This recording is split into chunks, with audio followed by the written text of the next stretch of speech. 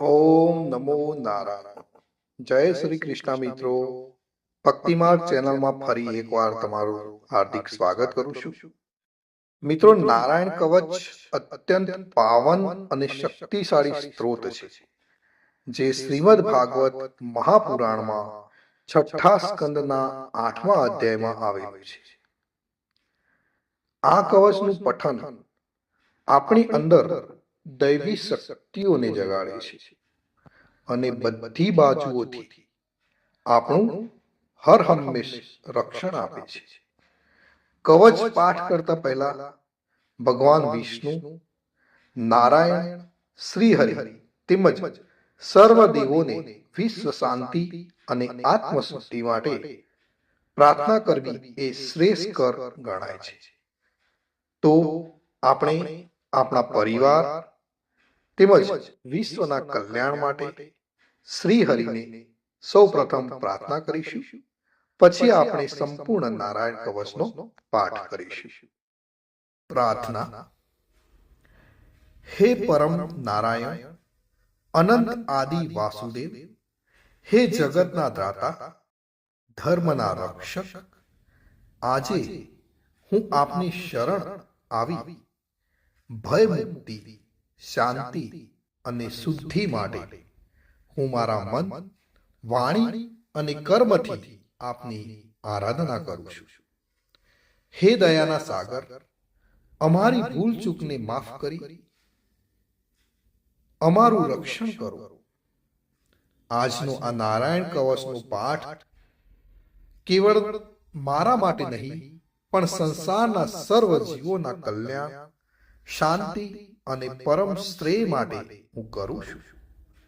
હે હરિ, મારી આંતરિક અને બાહ્ય દુઃખોને નાશ કરો, મને સત્પથ પર ચલાવો અને મારું મન હંમેશા આપના ચરણોમાં અડગ રહે એવી કૃપા કરો.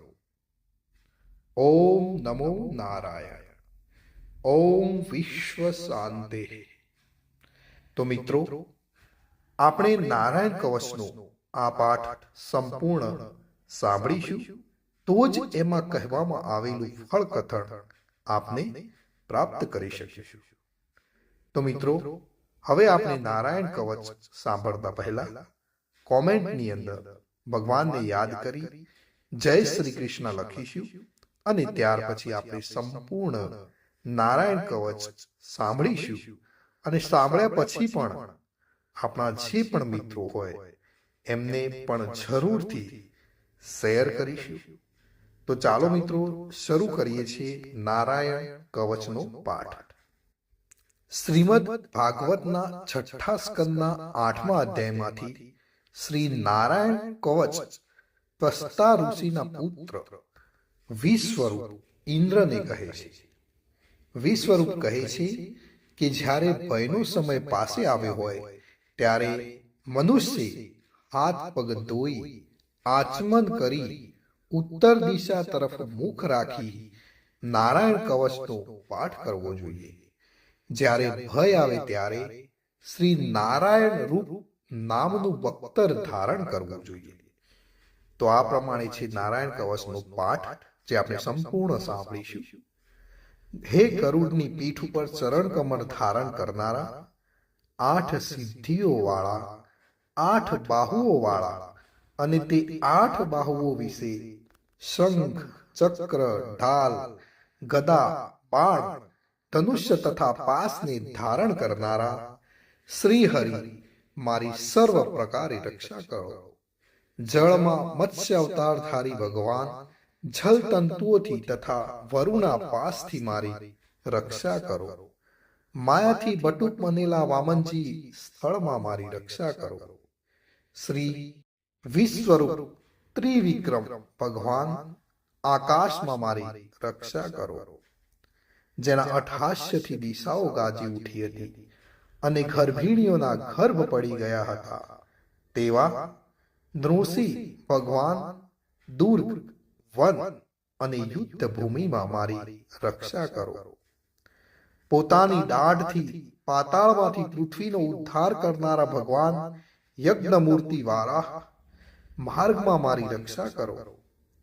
પરશુરામ ભગવાન પર્વતોના શિખરોમાં મારી રક્ષા કરો, અને ભરતના મોટા ભાઈ રામ ભગવાન તથા લક્ષ્મણ પ્રવાસમાં અમારી રક્ષા કરો.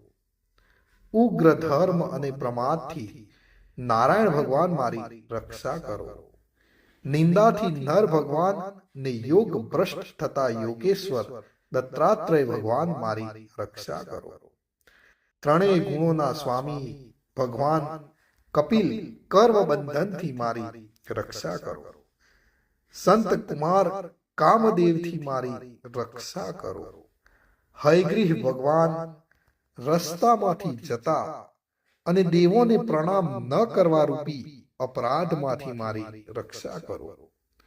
હે દેવર્ષિ શ્રેષ્ઠ મુનિ નારદ ભગવાન, ભગવાનની પૂજામાં જે કોઈ વિઘ્ન નડે તેનાથી મારી રક્ષા કરો. અને કૂર્મ અવતાર શ્રી હરિ સર્વ પ્રકારના નરકોમાંથી મારી રક્ષા કરો. અયોગ્ય ખોરાક થી ભગવાન ધન્વંતરી મારી રક્ષા કરો. જીતેન્દ્રિય ભગવાન ઋષભદેવ કામ ક્રોધ આદિના ભયમાંથી મારી રક્ષા કરો. યજ્ઞાવતારી ભગવાન લોક અપવાદથી મારી રક્ષા કરો. બલભદ્ર ભગવાન મનુષ્ય તરફથી થનારા ઉપદ્રવોમાંથી મારી રક્ષા કરો. અને ક્રોધોવેશ સર્પ ગણો ભગવાન થી શેષ ભગવાન મારી રક્ષા કરો. ભગવાન વેદવ્યાસ અજ્ઞાનથી મારી રક્ષા કરો. પાખંડીઓના ટોળામાંથી ભગવાન બુદ્ધ મારી રક્ષા કરો.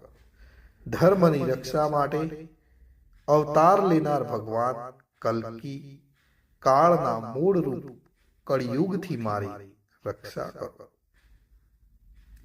હે કેશવ ભગવાન પ્રભાતમાં ગદાથી મારી રક્ષા કરો. હે વેણુધર ભગવાન ગોવિંદ આ સંકટ કાળમાં મારી રક્ષા કરો. ઉદાત શક્તિ નારાયણ ભગવાન પ્રાહન કાળમાં મારી રક્ષા કરો. અને ચક્રધારી ભગવાન વિષ્ણુ મધ્યાહન કાળમાં મારી રક્ષા કરો. મધુ દૈત્યને મારનારા ઉગ્ર ધનુર્ધારી ભગવાન વિષ્ણુ ત્રીજા પહોરમાં મારી રક્ષા કરો. બ્રહ્મા વિષ્ણુ અને રુદ્ર એ ત્રણ મૂર્તિવાળા ભગવાન માધવ સાયકાળમાં મારી રક્ષા કરો. ઇન્દ્રિયોના સ્વામી ઋષિકેશ ભગવાન પ્રદોષ કાળમાં મારી રક્ષા કરો. પદ્મનાભ ભગવાન કેવળ એક અર્ધ રાતથી પહેલાના કાળમાં અને અર્ધ રાતે મારી રક્ષા કરો. શ્રી વત્સ સિંહધારી ભગવાન એવા ઈશ શ્રી વિષ્ણુ પાછલી રાતે મારી રક્ષા કરો. તલવારધારી ભગવાન જનાર્દન મળસકામાં મારી રક્ષા કરો. દામોદર ભગવાન સંપૂર્ણ સંધ્યાઓમાં મારી રક્ષા કરો. કાળમૂર્તિ ભગવાન વિશ્વેશ્વર સૂર્યોદય પહેલાના કાળમાં મારી રક્ષા કરો. હે પ્રલય સમયના અગ્નિ જેવી તીક્ષ્ણ ધારવાળા ચક્ર, વાયુવાળા અગ્નિથી જેમ સૂકું ઘાસ બળીને ભસ્મ થાય તેમ અમારી શત્રુ સેનાને ભસ્મ કરો. હે વ્રજના જેવા તીક્ષ્ણ સ્પર્શવાળા તણખાઓથી ભરેલી ગદા, તમે ભગવાનને પ્રિય છો. તમે કુષ્માંડ યક્ષ રાક્ષસ ભૂત તથા ગ્રહોનો ભૂકો કરી નાખો તથા શત્રુઓના ચૂરે ચૂરા કરી નાખો. હે પંચજન્ય શંખરાજ શ્રી કૃષ્ણ ભગવાન તમને ફૂંકીને ભયંકર શબ્દ કરે છે અને તેનાથી શત્રુઓના હૃદય કંપે છે. હે પંચજન્ય શંખરાજ તમે રાક્ષસો, પ્રમથો, પ્રેતગણ, માતૃકાગણ, પિચાસ, બ્રહ્મ રાક્ષસ તથા બીજા ઘોર દ્રષ્ટિવાળાઓને નસાડી મૂકો. હે તીક્ષ્ણ ધારવાળી તલવાર, તમે ભગવાનના હસ્ત દ્વારા પ્રેરાઈને મારા શત્રુઓના સૈન્યને કાપી નાખો. હે સેંકડો ચંદ્ર જેવા મંડળ સમાન ઢાલ, તમે શત્રુઓની આંખોને ઢાંકી દો તથા પાપ નજરવાળાઓની પાપ દ્રષ્ટિને હરી લો. અમને ગ્રહોથી, કેતુઓથી, મનુષ્યોથી, સર્પોથી અને દાઢવાળા પ્રાણીઓથી તથા પાપોથી જે ભય થાય છે તે સૌ તથા જેઓ અમારા સુખમાં વિઘ્ન કરનાર છે તે સર્વે ભયો ભગવાનના નામરૂપ અસ્ત્રના કીર્તનથી જ તુરત જ નાશ પામો. વૈદિક સ્ત્રોતોથી સ્તુતિ કરાયેલા વેદમય તથા સમર્થ કરુણ ભગવાન સર્વ સંકટોમાં મારી રક્ષા કરો. તથા વિશ્વસેન ભગવાન પણ પોતાના નામો લેવા વડે સર્વ સંકટોમાંથી મારી રક્ષા કરો. શ્રી હરિના નામ, રૂપ, વાહન અને આયુધો સર્વ દુઃખોમાંથી અમારી રક્ષા કરો. ભગવાનના મુખ્ય પાર્ષદો અમારી બુદ્ધિ, ઇન્દ્રિય, મન તથા પ્રાણની રક્ષા કરો. આ સાકાર નિરાકાર જે કઈ જગત છે સર્વ ભગવાનનું સ્વરૂપ છે. આ સત્યથી મારા સર્વ ઉપદ્રવો નાશ પામો. અભેદ દ્રષ્ટિવાળા મનુષ્યોને ભગવાન પોતે ભેદ રહિત જોવામાં આવે છે તો પણ તે પોતાની માયાથી આભૂષણો, આયુધો તથા ચિહ્ન નામની શક્તિઓને ધારણ કરે છે. તે સત્ય પ્રમાણ વડે જ સર્વજ્ઞ તથા સર્વવ્યાપક ભગવાન શ્રી હરિ સર્વ પ્રકારના રૂપો વડે સર્વદા અમારી રક્ષા કરો.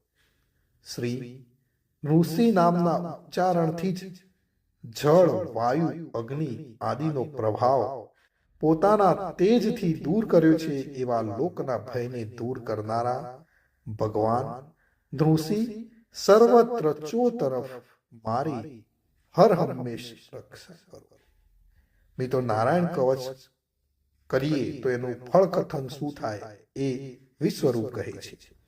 વિશ્વરૂપ કહે છે, હે ઇન્દ્ર, આ નારાયણ કવચ તમારી આગળ જે કહ્યું છે, જે ધારણ કરવાથી તમે શ્રમ વિના અસુરોના અધિપતિઓને જીતશો. આ નારાયણ કવચને ધારણ કરનારો મનુષ્ય કે સાંભળનારો મનુષ્ય નેત્રથી જેના તરફ જુએ છે અથવા તો પગ વડે જેને અડકે છે તે તુરત જ બધા જ ભયોમાંથી છૂટી જાય છે. આ કવચ ભણનાર પુરુષને કોઈ દિવસ રાજાઓ તરફથી, ચોર તરફથી, ગ્રહો થકી, વ્યાઘ્ર આદિ તરફથી તથા બીજા કોઈ તરફથી ક્યારેય કોઈ પ્રકારનો ભય રહેતો નથી. તો મિત્રો, આ હતું આપણું રક્ષણ કરનારું નારાયણ કવચ. ભગવાન સર્વનું રક્ષણ કરે એવી જ મારી પ્રાર્થના. જય શ્રી કૃષ્ણ, જય શ્રી કૃષ્ણ, જય શ્રી કૃષ્ણ.